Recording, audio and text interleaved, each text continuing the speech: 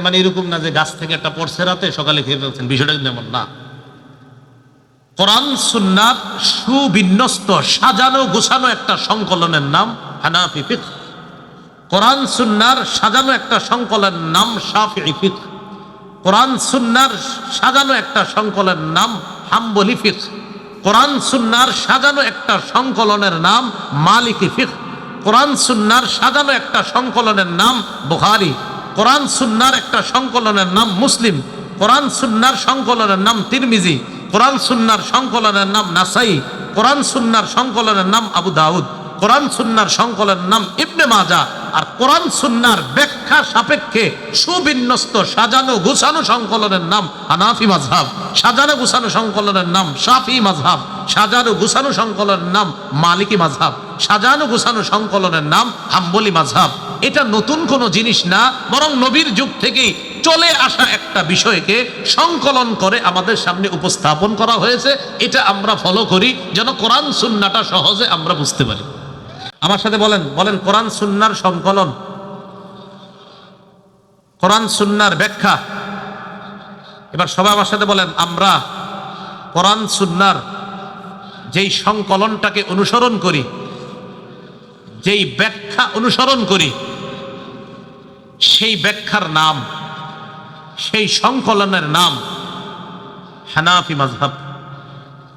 কি মাযহাব? এটা মানে এরকম না যে গাছ থেকে একটা পড়ছে রাতে সকালে খেয়ে ফেলছেন, বিষয়টা কিন্তু এমন না। কোরআন সুন্নাত সুবিন্যস্ত সাজানো গোছানো একটা সংকলনের নাম হানাফি ফিকহ। কোরআন সুন্নার সাজানো একটা সংকলনের নাম শাফিঈ ফিকহ। কোরআন সুন্নার সাজানো একটা সংকলনের নাম হাম্বলি ফিকহ। কোরআন সুন্নার সাজানো একটা সংকলনের নাম মালিকি ফিকহ। কোরআন সুন্নার সাজানো একটা সংকলনের নাম বুখারী। কোরআন সুন্নার একটা সংকলনের নাম মুসলিম। কোরআন সুন্নার সংকলনের নাম তিরমিজি। কোরআন সুন্নার সংকলনের নাম নাসাই। কোরআন সুন্নার সংকলনের নাম আবু দাউদ। কোরআন সুন্নার সংকলনের নাম ইবনে মাজাহ। আর কোরআন সুন্নার ব্যাখ্যা সাপেক্ষে সুবিন্যস্ত সাজানো গোছানো সংকলনের নাম হানাফি মাযহাব। সাজানো গোছানো সংকলনের নাম শাফিঈ মাযহাব। সাজানো গোছানো সংকলনের নাম মালিকি মাযহাব। সাজানো গোছানো সংকলনের নাম হাম্বলি মাযহাব। এটা নতুন কোনো জিনিস না, বরং নবীর যুগ থেকেই চলে আসা একটা বিষয়কে সংকলন করে আমাদের সামনে উপস্থাপন করা হয়েছে। এটা আমরা ফলো করি যেন কোরআন সুন্নাহটা সহজে আমরা বুঝতে পারি। কথা বুঝে আসছে? এটা এমন না নতুন হুজুর কি নতুন কিছু না, এটা বিষয়টা নতুন কিছু না। তাহলে বলেন তো, হানা বুখারী, মুসলিম, তিরমিজি, নাসাই, আবু দাউদ, ইবনে মাজাহ এগুলা কি নতুন আবিষ্কার না সংকলন? হানাফি, শাফি, মালিকি, হাম্বলি এগুলা কি নতুন আবিষ্কার না কোরআন সুন্নাহর সংকলন?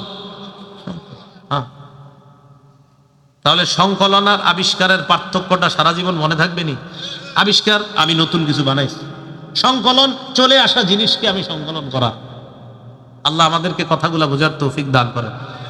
এটা কিন্তু আমি বলতাম না, কিল্লে মাথায় এসে বলে ফেলছে। ইমাম আবু হানিফার নাম আসছে এই জন্য বললাম। আল জাওয়াহিরুল মুদিয়্যা 2 নম্বর খণ্ড 478 নম্বর পৃষ্ঠা। ইমাম আবু হানিফা রাহমাতুল্লাহি আলাইহি কোরআন সুন্নাহ নিয়ে যখন গবেষণা করতেন, তো কখনো যদি ওনার কোনো মাসালা খটকা লাগতো, কানাল ইমাম আবু হানিফা রাহিমাহুল্লাহ কানাত ইদা আশকালাত আলাইহিল মাসআলা, কোনো মাসালায় যখন ওনার খটকা লাগতো এটা কি হালাল না হারাম, খটকা লাগলেই উনি ওনার ছাত্রদেরকে বলতেন, মা হাযা ইল্লা লিযামবিন কদ আহদাসতুহু। এই কোরআন সুন্নাহ গবেষণা করে এই মাসালাটা এখনো আমার সমাধান হচ্ছে না কেন? মনে হয় আমার কোনো গুনাহ হয়ে গেছে, এই গুনাহের কারণে এটার সমাধান এখনো আমি পাইতেছি না। সাথে সাথে ইমাম আবু হানিফা কানা ইস্তাগফিরু, ইস্তিগফার পাঠ করতেন। ওয়া রুবামা কামা সাল্লা, কখনো নামাজের মধ্যে দাঁড়িয়ে যাইতেন। ফাতানকাশিফু লাহুল মাসআলা, আল্লাহ পাক ইমাম আবু হানিফাকে মাসালার সমাধান দিয়ে দিতেন। মাসালায় খটকা লাগলে উনি বলতেন, আমার মনে হয় কোনো অপরাধ হয়েছে, এই কারণে এটা আমার খটকা লাগছে। তখন উনি ইস্তিগফার পাঠ করতেন, অথবা উনি নামাজের মধ্যে দাঁড়ায় যাইতেন, আল্লাহ তাকে এই মাসালার সমাধান দিয়ে দিতেন। এখন দেখেন কি ঘটনা, মাসালার সমাধান পাওয়ার পর তিনি বলতেন, রাজাউতু আন্নি তিবা আলাইয়া, আমার আশা আল্লাহ আমার তওবা কবুল করেছেন। কেন? ইমাম আবু হানিফার বক্তব্যের সার নির্যাস হলো এই, যেহেতু এই মাসালা খটকা লাগছে, আর খটকা লাগাটাই আমার কাছে গুনাহ মনে হয়েছে, আর এখন যেহেতু আমি সমাধান পেয়ে গিয়েছি, এর মানে আল্লাহ আমাকে মাফ করে দিচ্ছে। আর আমরা দিনের পর দিন কত কিছু মুখস্থ থাকে না, বুঝলা যাই, এটা আমরা গুনাই মনে করি না নাকি? উনি শুধু খটকা লাগছে, উনি কয় কেন খটকা লাগছে? আর আমরা কত কিছু শরীয়তের ভুল করি, কেন আমাদের মাথায় আসে না, আমাদের কখনো এটা কল্পনা আসে না যে আমার যে কোনো গুনাহ হইতে। 3 নাম্বার দৃষ্টান্ত নেন, বুখারী শরীফের ব্যাখ্যা গ্রন্থের নাম ফাথুল বারী। এই ফাথুল বারীর লেখক যিনি ইবনু হাজার আসকালানী রহমতুল্লাহ আলাইহি, তার একটা বিখ্যাত কিতাব আছে নাম তাহজিবুত তাহজিব, 2 নাম্বার খণ্ড 129 নাম্বার পৃষ্ঠা। ইবনে হাজার আসকালানী রহমতুল্লাহ আলাইহি এখানে একটা বক্তব্য আনছেন আলী ইবনুল খাশরমের। মাদ্রাসা তালেব ইলমরা একটু মন দেন, খুব কথাগুলো গুরুত্ব দিন, কলেজ ভার্সিটি ছাত্ররা শুনেন, গুনাহ করা যাবে না, জীবনে অনেক এগিয়ে যেতে পারবেন। আলী ইবনুল খাশরম বলেন, রাআইতু ওয়াকি ইবনুল জাররাহ মা রাআইতু বিয়াদিহি কিতাবান কত্তু। আমি ওয়াকি ইবনুল জাররাহ রাহমাতুল্লাহি আলাইহিকে দেখেছি, তিনি কখনো হাতে কিছু লিখতেন না, ইন্নামা হুয়া ইয়াহফাজু, সব মুখস্থ করে ফেলতেন, কিছু লিখতেন না, সব মুখস্থ করে ফেলতেন। সাআলতুহু আন দাওয়াইল হিফজি, আমি একদিন জিজ্ঞাসা করলাম, আপনি এত মুখস্থ কেমনি করতে পারেন? তিনি জবাব দিলেন, তারকুজ যুনুব, গুনাহ যত বেশি কম করি আমি, গুনাহ যত বেশি ছেড়ে দেই, গুনাহ আমার যত কম হয়, আমার মেধায় তত বেশি অনেক কোরআন সুন্নাহ সংরক্ষণ হয়ে যায়। কি বুঝলাম?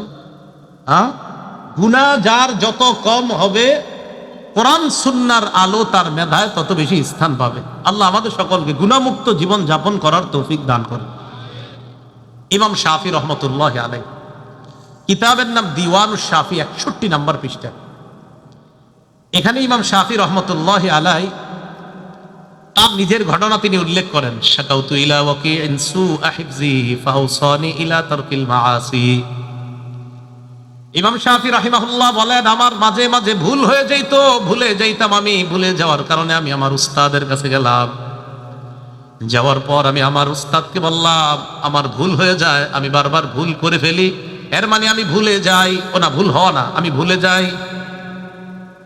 আমি যত বিদ্যা অর্জন করি, মাঝে মাঝে কিছু বিদ্যা আমার স্মৃতি শক্তি থেকে হারিয়ে যায়, কেন এমনটা হয় আমি আপনার কাছে জানতে চাই।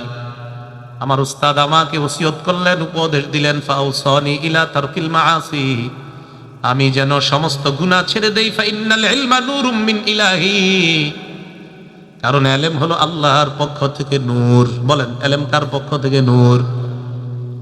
ইলম আল্লাহর পক্ষ থেকে নূর। ওয়া নূরুল্লাহি লা ইউতা লিআসি, আল্লাহর এই নূর কোন নাফরমানকে দেওয়া হয় না, নাউযুবিল্লাহ। বলেন তো ইলম কার নূর? এই নূর কাকে দেওয়া হয় না? বলেন গুনাহগারকে। বলেন নূর কাকে দেওয়া হয় না? মুসলিম শরীফের নাম শুনছেন তো আপনারা? এই কিতাব, এই কিতাবের একটা ব্যাখ্যা গ্রন্থ আছে, শরহ মুসলিম। এই ব্যাখ্যা যিনি করেছেন ইমাম নববী রহমতুল্লাহ আলাইহি, তার একটা কিতাব আছে তাহজিবুল আসমা। এই কিতাবের 2 নাম্বার খণ্ড, 1 নাম্বার খণ্ড 47 নাম্বার পৃষ্ঠায় তিনি ইমাম মালিক রহমতুল্লাহ আলাইহির একটা বক্তব্য আনছেন। ইমাম মালিক রহমতুল্লাহ আলাইহি ইমাম শাফিকে বললেন, ও মুহাম্মদ তুমি শোনো। ইমাম শাফির পুরা নাম মুহাম্মদ ইবনু ইদ্রিস আশ-শাফি।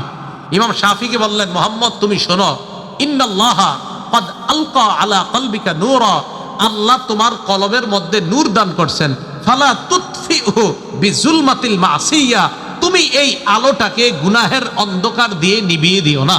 তোমার কলবে আল্লাহ কোরআন সুন্নাহর নূর দিয়েছেন, আলো দিয়েছেন, এই আলোটাকে তুমি গুনাহের অন্ধকার দিয়ে তুমি নিভিয়ে দিও না।